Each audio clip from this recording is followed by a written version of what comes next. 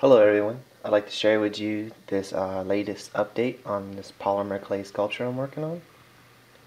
It's an alien. It's an original work.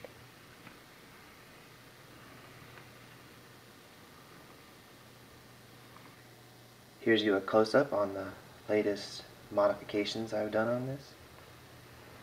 I did the brain. Looks pretty cool.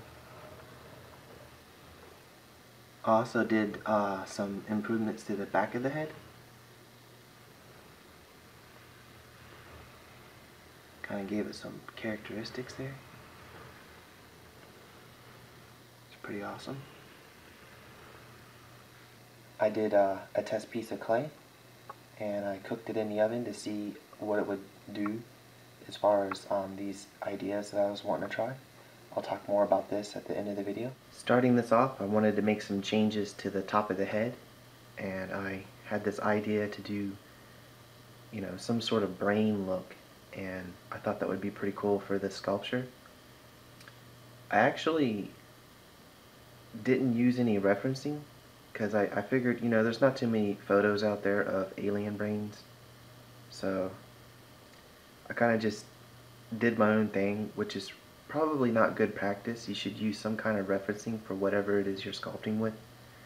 I don't know, I decided to kind of just do my own thing here, and I like it, and it was quite fun, so no harm. I like to note that this is all the basic defining I'm going to be doing to this sculpture. I'm actually going to be cooking it for 15 minutes and then applying the skin coat because it's a bit thick in places. I figure this should be cooked at least a half an hour.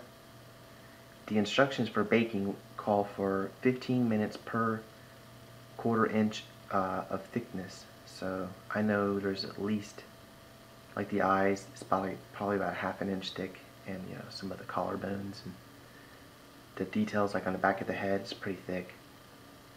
So speaking of the back of the head,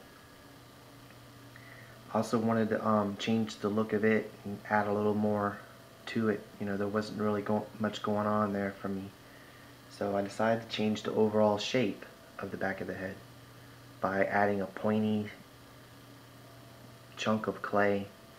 I just tapered the ends of the edges of it, so it was easy to kind of smooth it to there.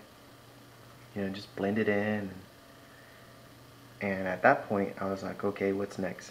And I was just basically just going with this kind of freestyling. I took care of them shoulders.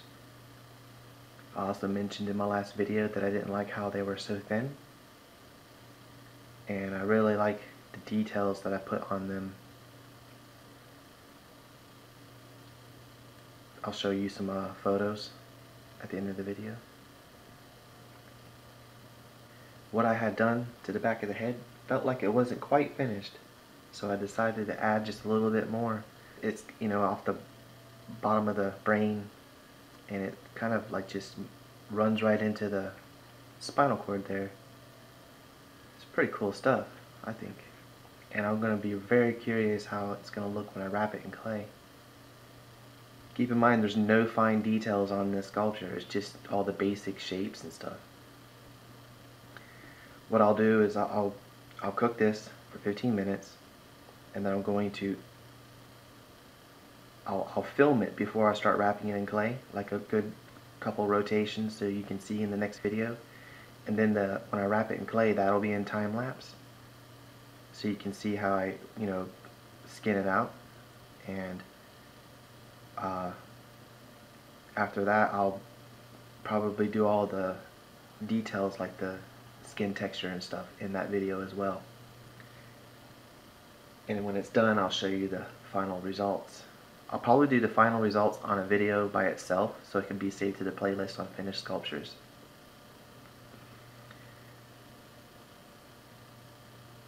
And there's those details I did on the shoulders. I think it gave it a lot more character, and I really like how that turned out. Okay, back to this little piece right here. What I did is I took a solid piece of Super Sculpting and I wrapped it in, this is translucent from Kato, and the eye is also Kato as well. And what I did is I mixed green into the translucent and made two different shades by controlling the amount of green I put in there.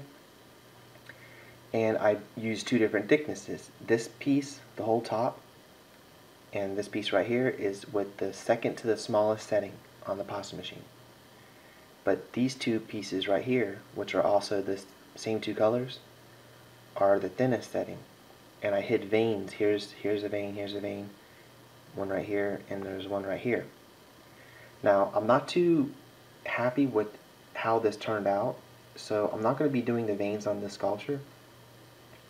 But I would like to note that if you are wanting veins on your sculpture and you use this method, it is extremely faster because you're just basically wrapping all the anatomy of the veins underneath that skin coat, and it saves you a lot of time trying to tool all that on. It's actually pretty cool. I'm not gonna like give up on this. I'm definitely gonna keep experimenting with this because I'd like to have the translucent ability to kind of see through the skin. It's just not, it's not consistent enough for me. And I really like this sculpture, and I don't want to take any chances with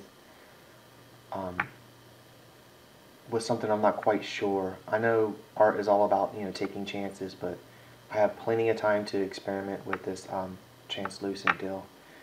And but anyhow, I just wanted to show you this. Oh, and also notice the back, how it's really brown. This was the content with the sheet pan.